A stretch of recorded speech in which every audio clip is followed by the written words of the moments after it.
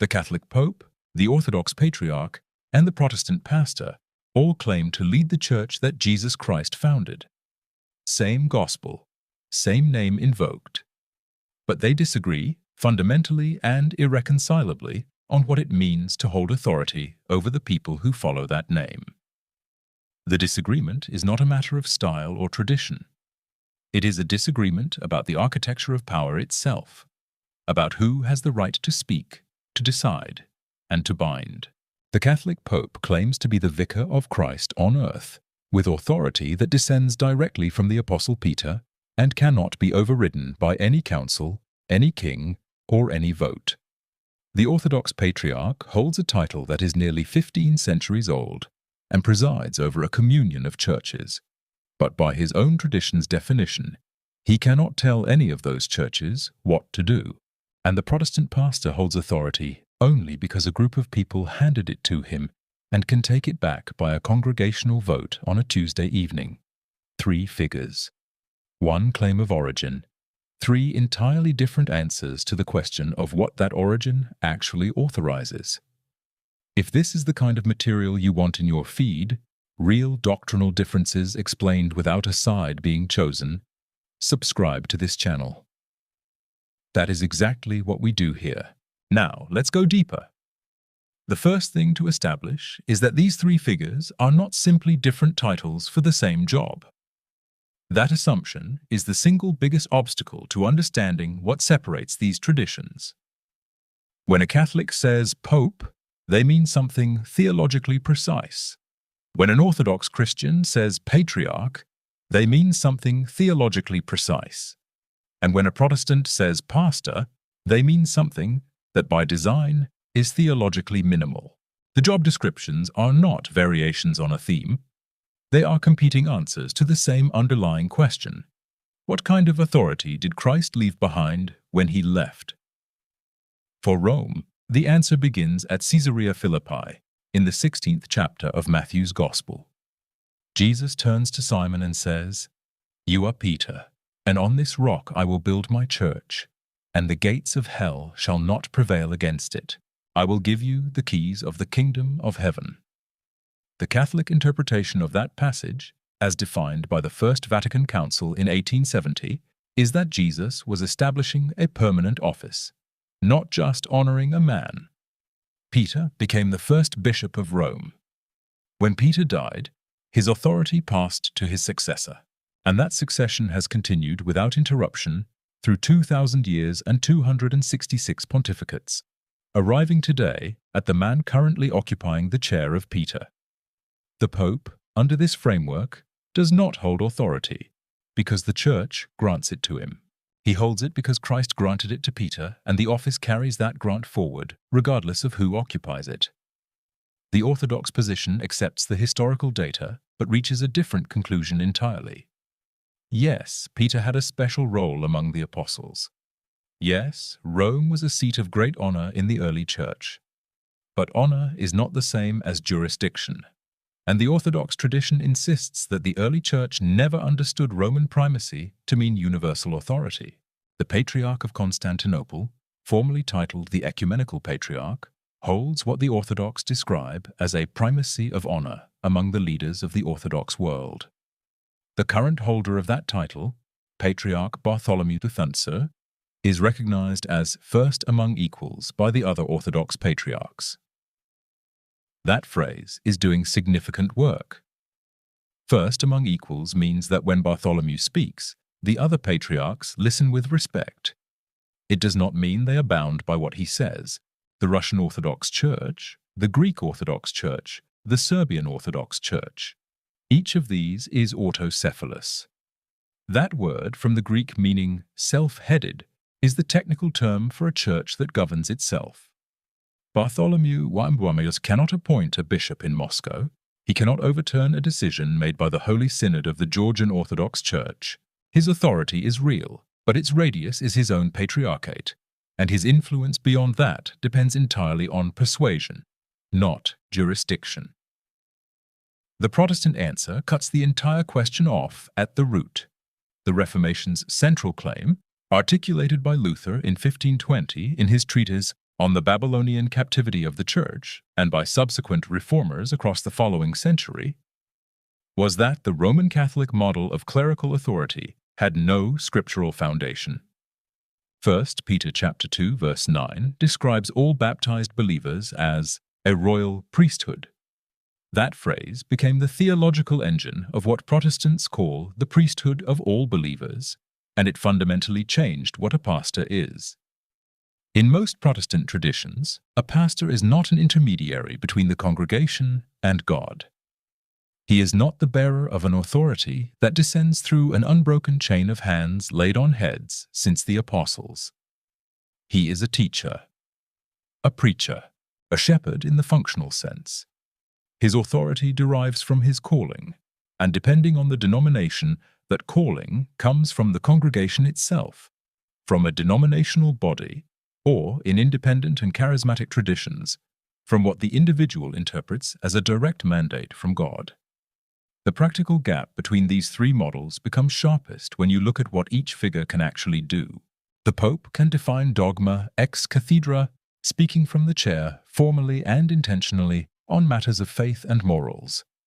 And when he does, the doctrine of papal infallibility, defined at Vatican I in 1870, holds that he cannot err. This has happened formally only twice in modern history. In 1854, when Pius IX defined the Immaculate Conception, and in 1950, when Pius XV defined the Assumption of Mary. But the capacity exists. The Pope also has the authority to appoint every Catholic bishop in the world. He can remove them. He can create new dioceses and dissolve old ones. He can convene an ecumenical council or dissolve it. He can revise the canon law that governs 1.3 billion Catholics. No vote is required. No other body can override him on matters within his defined authority. The Ecumenical Patriarch of Constantinople cannot do any of those things outside his own patriarchate. And his own patriarchate is, by historical irony, one of the smallest in the Orthodox world. Today, the Ecumenical Patriarchate operates out of the Fanar district of Istanbul, Turkey. Its clergy number in the dozens. The Patriarch leads a community of a few thousand faithful inside Turkey itself. His global significance is entirely symbolic and relational. He is the convener, the host of pan-Orthodox dialogue, the figurehead who represents orthodoxy in ecumenical meetings with Rome and the Protestant world. His moral authority is considerable. His institutional authority is tightly bounded. And there is a further complication. Under Turkish law, the Ecumenical Patriarchate has no legal standing as a religious institution. The Turkish government does not recognize it as such. The Patriarch cannot publicly call himself ecumenical. The theological school of Halki, which trained Orthodox clergy for decades, has been closed by Turkish authorities since 1971. The most ancient Christian office in the world operates under legal conditions that would not be out of place in a historical account of Roman persecution. The Protestant pastor operates in an environment so decentralized that generalizing becomes difficult almost immediately. A Southern Baptist pastor is chosen by congregational vote and can be removed by congregational vote. His authority is substantial within his church, but extends precisely nowhere beyond it.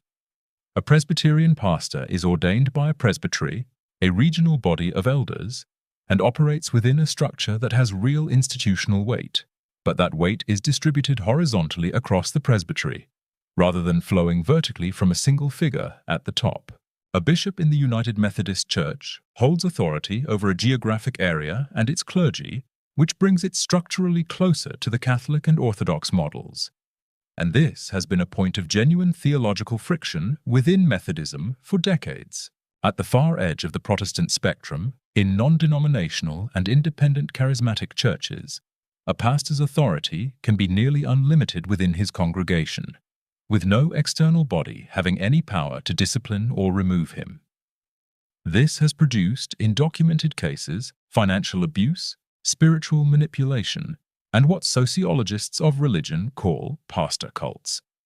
Congregations organized around a single personality with no institutional check. Now, the process of becoming each of these figures is itself a window into the theology behind the title. To become pope, a man must first be a Catholic. He must be ordained a priest, then consecrated a bishop.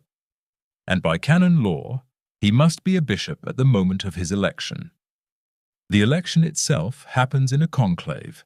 All cardinals under the age of 80 gather in the Sistine Chapel, sealed from the outside world, and vote in rounds until a candidate receives 2/3 of the ballots.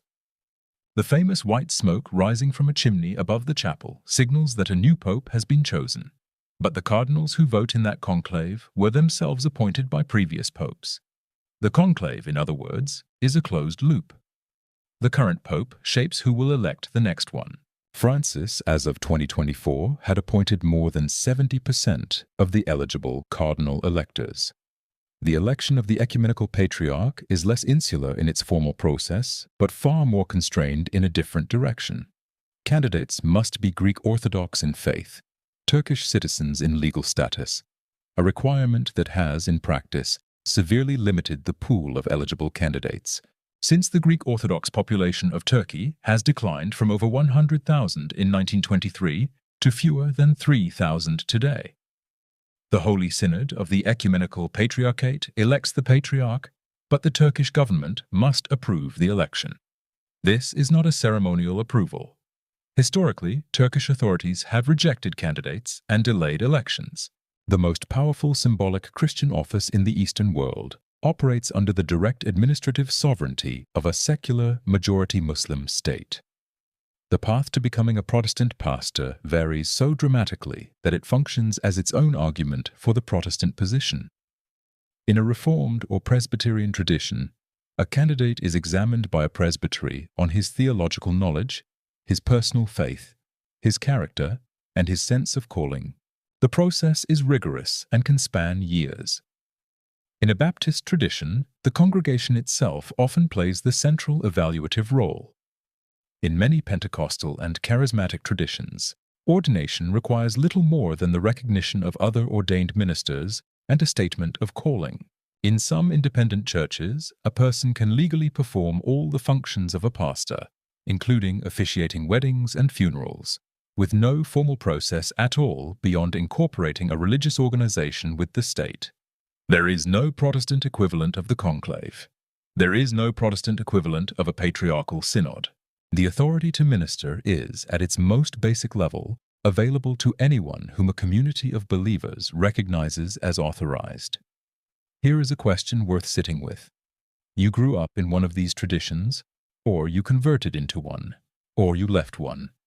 And part of what shaped your experience of that tradition was the man at the front, the priest, the pastor, the minister. Did you know, inside that experience, that the authority he carried was not a universal constant, but a theological position that 2 out of 3 major branches of Christianity actively dispute? Drop your answer in the comments. Specifically, whether you were taught, growing up, that the leader of your tradition had a different kind of authority than leaders in other traditions, or whether the subject never came up at all. The rupture that produced these 3 figures happened in 2 distinct moments, separated by 5 centuries. The first was July 16, 1054, when Cardinal Humbert, the papal legate sent to Constantinople, placed a bull of excommunication on the altar of the Hagia Sophia, directed at Patriarch Michael Cerularius. Cerularius responded by excommunicating Humbert and the papal delegation. The Eastern and Western churches, which had been drifting apart for generations over questions of theological language, liturgical practice, and, crucially, papal authority, formally split that day. The excommunications were mutual. The single episcopal structure of the ancient church fractured along a line that had been forming since at least the Council of Chalcedon in 451, when Rome and Constantinople each began arguing about which of them stood at the center. The second rupture came on October 31st, 1517, when Martin Luther nailed his 95 Theses to the door of the castle church in Wittenberg, or, according to some historians, mailed them to his archbishop, a distinction that matters less than the content. Luther was not initially trying to leave Rome. He was trying to reform it. Rome's response was the Bull Ex Urge Domine in 1520, giving Luther 60 days to recant. He burned the document publicly in the town square of Wittenberg. The Reformation that followed did not produce a single alternative to Rome. It produced dozens of them, each with its own answer to the question of pastoral authority, each founding a lineage that eventually produced the thousands of distinct Protestant denominations that exist today. In 1964, Pope Paul VI and Patriarch Athenagoras I met in Jerusalem, the first meeting between a pope and an ecumenical patriarch in over 500 years. The following year, they jointly lifted the excommunications of 1054. The anathemas that had divided Eastern and Western Christianity for 9 centuries were nullified in a ceremony attended by both men, broadcast around the world. It was described by observers as a historic act of reconciliation. And yet, the churches remain separated. The doctrinal disagreements that preceded 1054 by centuries, the nature of the Holy Spirit, the authority of Rome, the governance of the universal church, were not resolved by the ceremony. They were acknowledged and set aside. The Pope and the Patriarch shook hands and declared goodwill. The split remained intact.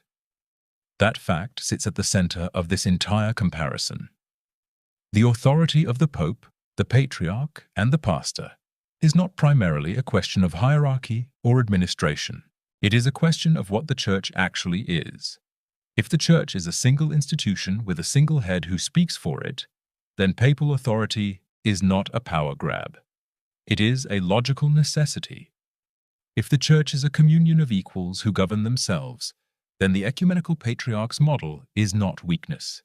It is fidelity to how the early Church actually operated.